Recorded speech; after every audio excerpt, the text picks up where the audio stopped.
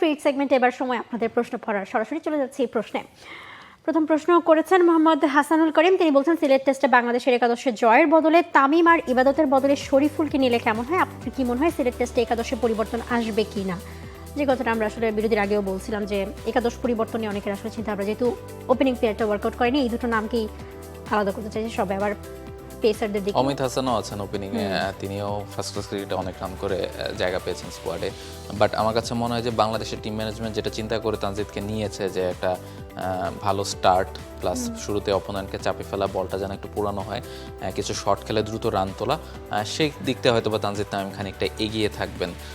ফলে হয়তোবা সেকেন্ড ম্যাচে তাকে আমরা একাদশে দেখলেও দেখতে পারি। আর পেসারদের মধ্যে থেকে হয়তোবা টিম ম্যানেজমেন্টকে এখন সিদ্ধান্ত নিতে হবে, স্পেশালি ফিজিওর সাথে কথা বলো যে নাহিদ রানার উপর লোডটা কতখানি পড়ছে, তিনি কি সেকেন্ড ম্যাচটা খেলবেন কিনা নাকি বিশ্রাম দেওয়া হবে। যদি খেলেন তাহলে হয়তোবা আমার কাছে মনে হয় যে ইবাদত বা তাসকিনের কাউকে বিশ্রাম দিয়ে আপনি হয়তোবা শরীফুলকে খেলালেও খেলাতে পারেন। সো দুটো পরিবর্তন হয়তোবা আমরা আশা করতে পারি। তার মনে তো মানে তসবি নিয়ে বসে আরেকটা ব্যাপার মেনশন করতে হয় যে পাকিস্তানের ব্যাটিং লাইন আপে 6-7 জন বাহাতি ব্যাটার। সো নাইম হাসানকে যদি একাদশে ইনক্লুড করা যায়, কোনো একজন এখন ক্যাপ্টেন সেটাকে কোনো একজন পেসারকে কম খেলিয়ে খেলাবেন নাকি কোনো একজন স্পিনার যেমন তাইজুলকে যদি আপনি বিশ্রাম দিয়ে খেলান নাইম হাসানকে, যেহেতু আপনার অপোনেন্ট বিবেচনায় নাইমের একজন রাইট আর্ম অফ স্পিনার বেশি প্রয়োজন, ফলে সেটা একটা ভালো কল হতে পারে। পরের প্রশ্ন করেছেন রায়ান অঙ্কন। তিনি বলছেন যে আপনাদের কি মনে হয় সিলেট টেস্টে পিচ কেমন আচরণ করবে? যারা টসে জয়লাভ করবে তারা কি ব্যাটিং করার সিদ্ধান্ত নেবে না বোলিং করার সিদ্ধান্ত নেবে? এবং বাংলাদেশের একাদশ নিয়ে কথা অলরেডি হয়েছেই। আমার মনে হয় যে টেস্ট ম্যাচে আপনি টস জিতলে আপনাকে ব্যাটিং করতে হবে। তাওহিদ আহমেদ বলছেন মুমিনুলের ইনিংসটা আপনাদের কাছে কেমন লেগেছে? বেশ ভালো লেগেছে, আফসোস লেগেছে। তবে আমার মনে হয় যে মানে একদম প্রপার টেস্ট ইনিংস যেটা একদম মানে ওই যে কচ্ছপের গতি, সেখান থেকে উঠে এসে আরেকটু ফাস্ট ট্র্যাকে হয়তো আমার মানে খেলা উচিত। কারণ ইদানিংকালে আমরা আসলে এত স্লো ব্যাটিং দেখে টেস্টে খুব একটা আসলে অভ্যস্ত না। কারণ ইন জেনারেল বাইরের টেস্টগুলো যদি আপনি দেখে থাকেন, এখন আসলে আপনি ব্যাস বল বলেন বা অন্য যে কোনোই বলেন, একটু ফাস্ট রান তোলার একটা প্রবণতা এখন কিন্তু টেস্টে আছে। আমার মনে হয় যে ফার্স্ট ইনিংসে যিনি ব্যাটিং করেছেন that was good enough, 91 run করেছেন এবং আমাদেরও আফসোস হয়েছে। এবং তিনিও বলছিলেন যে তার আক্ষেপ না থাকলেও কিছুটা ভয় ছিলেন বাসায় গিয়ে তার স্ত্রীর বকুনি খেতে হতে পারে, সে কারণে। এছাড়া সেকেন্ড ইনিংসেরটা যদি বলেন যে হ্যাঁ, সেই টাইমে বাংলাদেশের ম্যাচের সিচুয়েশন হয়তো বা ডিমান্ড করছিল কিছুটা ফাস্ট ব্যাটিং, বাট এটাও মাথায় রাখতে হবে যে বৃষ্টি হয়েছিল টানা, সো ফলে বৃষ্টির পরে উইকেটটা বিহেভিয়ার চেঞ্জ হয়ে যায়। ফলে সেই টাইমে গিয়ে কেমন উইকেট সেটা বোঝা, খানিকটা অ্যাডপ্ট করা, সেই চেষ্টা হয়তো বা মুমিনুল করছিলেন। সে কারণে হয়তো বা কিছুটা ক্ষমা সুন্দর দৃষ্টিতে আপনি তাকে দেখতে পারেন। শাকিব খান তিনি বলছেন যে আমাদের টেস্ট দল মোটামুটি ভালোই শক্তিশালী, কিন্তু আরেকজন অলরাউন্ডার থাকলে ভালো হতো, আপনাদের কি মনে হয়? সাকিব আল হাসান, হ্যাঁ, নট ব্যাড। আপনার মিরাজ তো আছেই অলরাউন্ডার হিসেবে।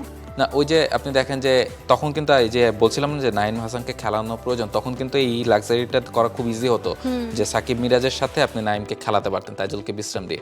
এখন আপনি হয় একজন পেসার কমাতে হবে, নাহলে একজন স্পিনার কমাতে হবে। সো সাকিব থাকলে ওই লাক্সারিটা থাকে, ব্যাটিং এর ডেপথটাও অনেকটা বাড়ে। রবিন আহমেদ বলছেন সিলেট টেস্টে যদি বাবর আজম থাকে তাহলে ঢাকা টেস্ট থেকে আসলে পাকিস্তান ভুল ত্রুটি নিয়ে এগিয়ে যাবে কিনা, এই কথাটা বলছেন। বাবর আজমের কথা বলছেন। বাবর আজমকে আমরা দেখেছি লাস্ট পিএসএল খেলে এসেছেন এবং সেখানে বেশ ভালো ফর্মে ছিলেন, যদিও ফর্ম্যাট আলাদা। ফর্মটা আসলে ওই টি-20 থেকে তিনি আসলে টেস্টে বাংলাদেশের সাথে সেকেন্ড টেস্টে যদি থাকেন শিফট করতে পারবেন কিনা?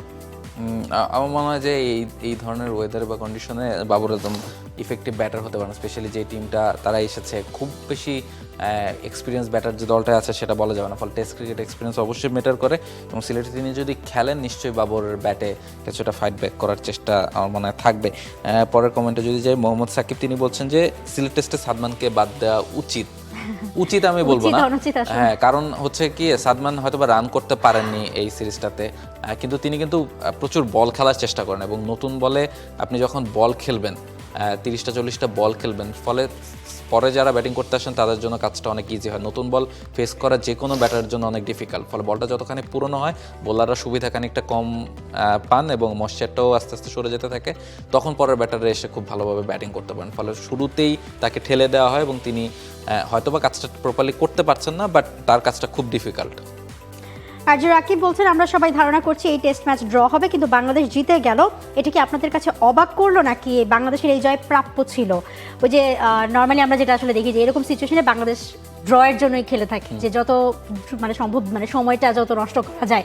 কিন্তু এবার আসলে হ্যাঁ কিছুটা হয়তো বা অনেকেই অবাক হয়েছেন, অনেক ক্রিকেট এক্সপার্টরাও আমি দেখছিলাম যে আসলে এক্সপেক্ট করেছিল যে বাংলাদেশ হয়তো এত তাড়াতাড়ি ডিক্লেয়ার করে দেবে না, খেলার চেষ্টা করবে অল আউট হওয়া পর্যন্ত অন্তত, বাট বাংলাদেশ সাহসিকতার পরিচয় দিয়েছে। অ্যাবসলিউটলি, এবং এই ধরনের সিদ্ধান্ত আসলে বাংলাদেশ ক্রিকেটের জন্য অনেক বেশি দরকার ছিল, যে আপনি ম্যাচ জিততে চান সেটা বোঝানো এবং সেটা বিশ্বাস করা যে আপনি ম্যাচ জিততে পারেন এবং বোলারদের উপর বিশ্বাস করা, সব কিছু মিলে আমার কাছে মনে হয় যে একটা দারুণ সিদ্ধান্ত। এবং এইখান থেকে আমার কাছে মনে হয় যে বাংলাদেশ টেস্ট ক্রিকেটটাকে নতুন করে চিন্তা করা শুরু করবে, ফলে সব মিলে একটা দারুণ জয়, ফলে এই জয় প্রাপ্য ছিল বলতে হবে যখন আপনি এই ধরনের ডিসিশন নেন। একদমই তাই। ওয়েল, আজকের দ্য ক্রিকেট শো এই পর্যন্তই। সবাইকে অসংখ্য ধন্যবাদ আমাদের সাথে থাকবার জন্য। শনি সোমবার 3 দিন আমরা হাজির হয়ে যাই ক্রিকেটের আপডেট নিয়ে। দেখতে ভুলবেন না টি স্পোর্টসের পর্দায় the cricket show. For more updates, subscribe to our YouTube channel and click on the bell icon. Follow us on Facebook and Instagram. Download T Sports app to enjoy exciting games and highlights. Visit tsports.com.